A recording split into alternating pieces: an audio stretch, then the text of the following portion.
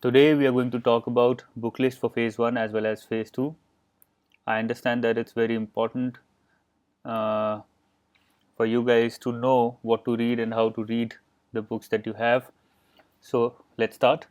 Number one, book list for phase 1, what all books to read and what not to read. Let's start with reasoning. In reasoning, I found two important books which you can go through. Number one, BK Sekwali, this is by Arihant Publications, and number two, R.S. Agarwal, this is for verbal and non-verbal reasoning. Both these books cover the entire syllabus, but the problem is that the level of difficulty that we see in RBI examination may not be available in any other books other than the CAT common admission test material that we have for CAT examination. So you can cover the syllabus from here, and then to improve your uh, understanding of difficult questions, you can take mock test series that should do the job. That is how most of the people have been preparing, and it's the right way. Number two, let's go on to the other part. For quantitative aptitude, what do we do? For quant and DI, I'm going to talk about both of them together. We have three books: Pearson, Tata McGraw-Hill, and R.S. Agarwal. Now, I found the Pearson one the best among these three, but the other ones are also good enough. So, you can cover any two of them should be good if you are weak in quant and DI, and if you are good in quant and DI or average, you can cover any one of them and then take uh, mock tests in order to improve your performance. Next, we have English. In English, there are two main things. Firstly, grammar. For all those who are weak in grammar, we have Wren and Martin. This is the best book. Now, you don't need to cover the entire book. You need to cover only certain areas of grammar. For example, tenses, then active and passive form, things like these which are actively used or which are regularly used when you make sentences, right? Now, awareness about many other things like verbs, nouns may not be that useful when you're making sentences, but things like tenses are pretty much regularly used. So, go through these things if you're weak in grammar. Second comes vocabulary. How do you improve your vocabulary? There are many ways.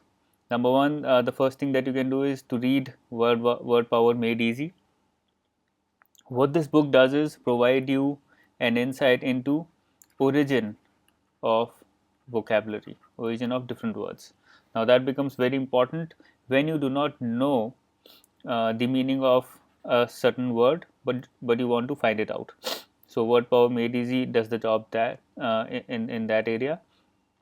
Otherwise, you have to mug up or regularly learn different words. That is the second way. And the third way is to read and write regularly. When you read the words that you don't understand, you look them up, and that is how you improve your vocabulary as well as your grammar. And then the last way is to write regularly. This is very important because writing probably does the majority of the job. If you keep reading and you keep thinking about all these words and grammar and everything, and you do not write, you probably will not improve. Next, we have general awareness, the most important part of phase 1 because it's the most scoring. You can divide the entire general awareness into different parts. Number one is the static portion. What you do to read the static portion is firstly go through Lucent's GA, general awareness. The following areas can be left from general awareness Lucent: history, word geography and word physical geography, science, as well as Indian physical geography. You can leave Indian physical geography to a large extent. Science, polity is required only in phase 2, so you can leave it here. Computers and marketing, which are asked in IBPS and other banking and SSC exams, you can leave them here, they are not required. So you're required to cover only Indian geography, miscellaneous, as well as economy. These are the only areas that you need to cover for Lucent GK. There are other areas like important days, which are also static, which you probably will not find in a Lucent GK. You can cover them online, or you can also cover them through the material that I'll be providing. Areas like indices are important. They are asked in large numbers every year. Awards.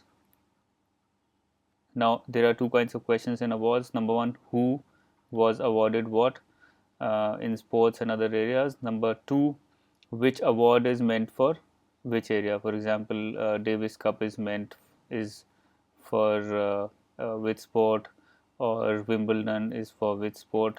Things like these, questions like these.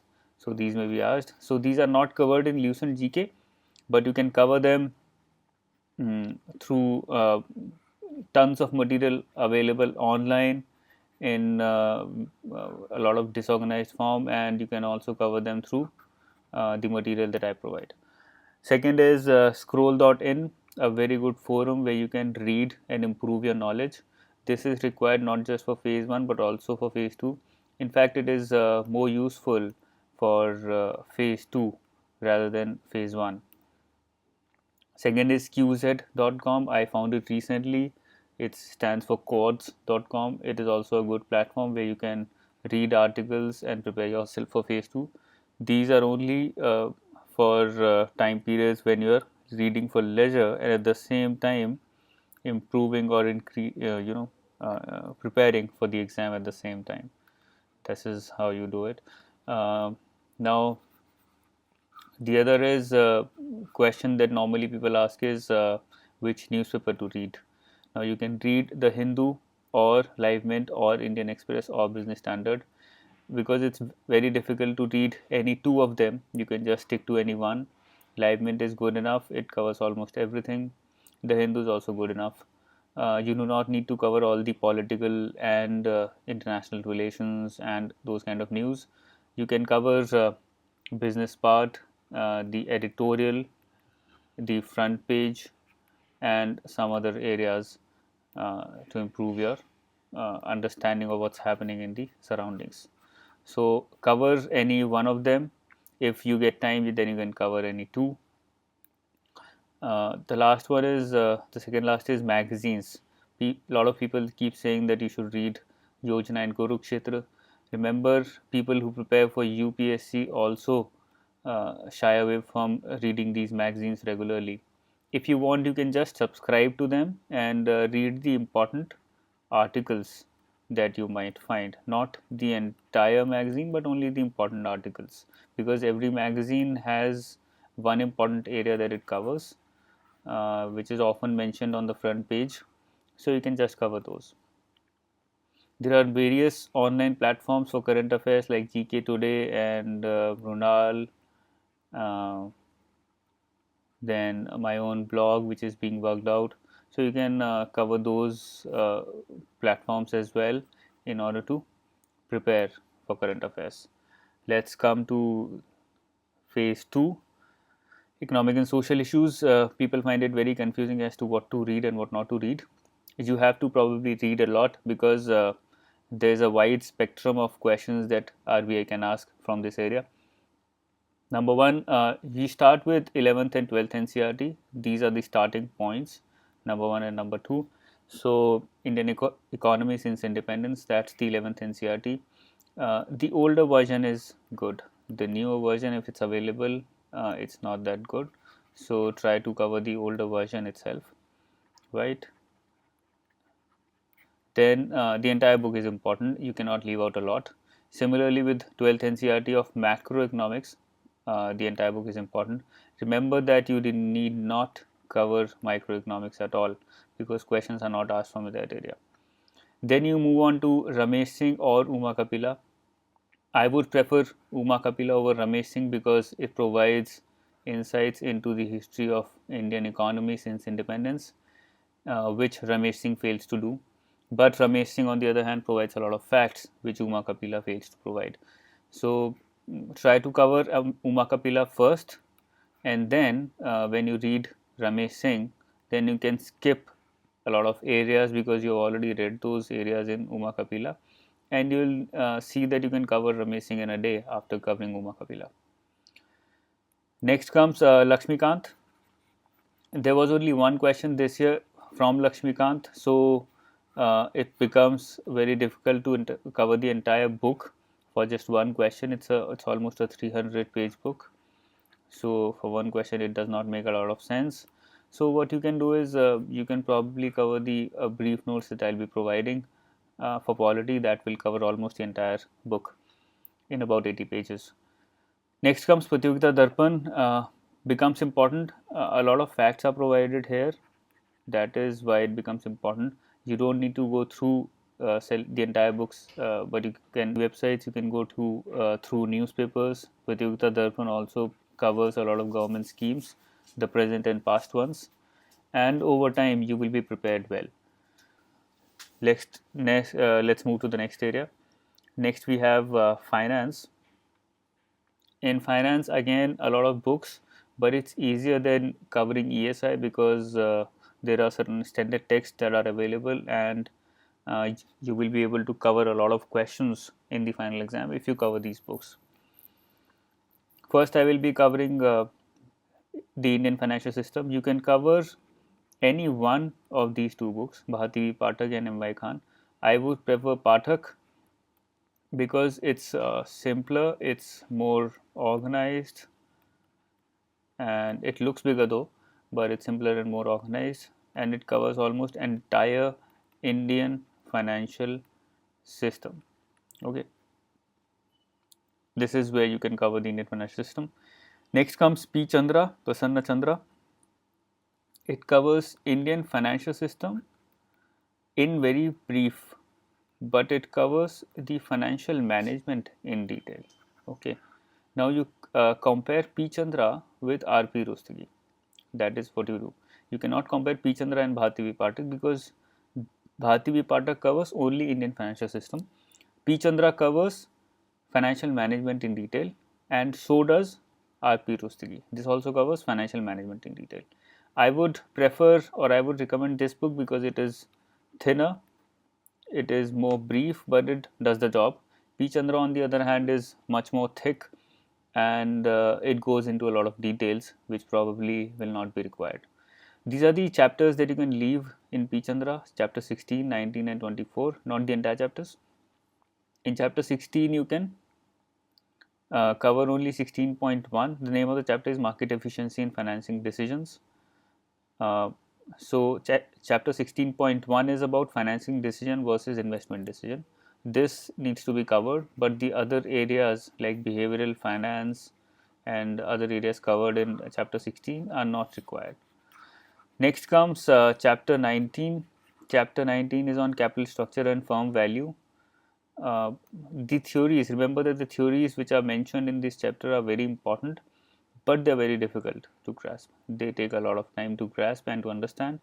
So I will be covering these theories for safety because this year the exam was very technical, but I don't know if the question from these areas will be asked or not.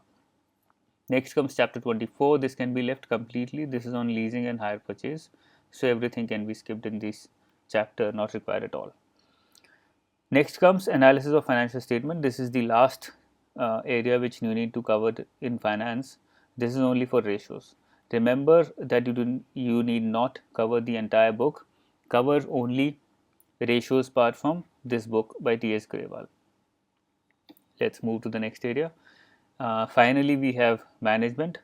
Now, management this year was very tough. It was not an easy work for students who had not read it in detail. There were many questions from the material that I had provided, but at the same time, a lot of questions from areas which were not covered by me. So, if you want to cover all the areas which were asked this year, last year, and also probably will be asked next year, you need to cover these three books. S.P. Robbins for organization behavior, T.N. Chhabra for organization behavior and theory. There are two books on T.N. Chhabra. Number one is organization behavior and theory, and second is principles of management. Both these books, there are a lot of overlaps in these books, So you can cover this book first, and whatever overlaps you find in principles of management, those can be left out and the other areas can be covered. Third book is Aswatthappa for HRM. You can cover Aswatthappa, you can cover Chhabla or SP Gupta. Any one book will do for HRM, but we will have to cover the entire HRM because they are not sticking to the syllabus and they are asking questions from outside the syllabus in HRM as well now. That's all for this time.